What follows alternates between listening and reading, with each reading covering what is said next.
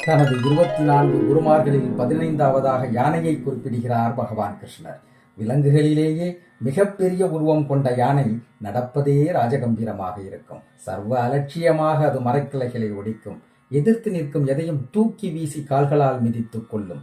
இப்படி அபாரமான பலத்துடன் தெரியும் யானைக்கு தன் இணையை தொட்டு கொண்டிருப்பதில் ஒரு அலாதி பிரியம் உண்டு. அந்த ஆசை கட்டுக்கடங்காமல் எழும்போதுதான் யானை தன் நிதானத்தை இழக்கும்.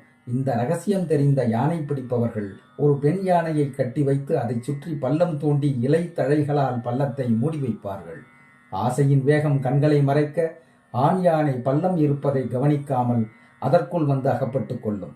மனிதனுக்கு ஆசைகள் இருக்க வேண்டியதுதான், அது எல்லை மீறாமல் இருப்பது மிகவும் முக்கியம். எவ்வளவு பெரிய அந்தஸ்தில் இருந்தாலும் எல்லை மீறிய ஆசைகள் ஒருவனை கீழே வீழ்த்திவிடும் என்பதை யானையிடமிருந்து கற்றதாக சொல்கிறார் பகவான்.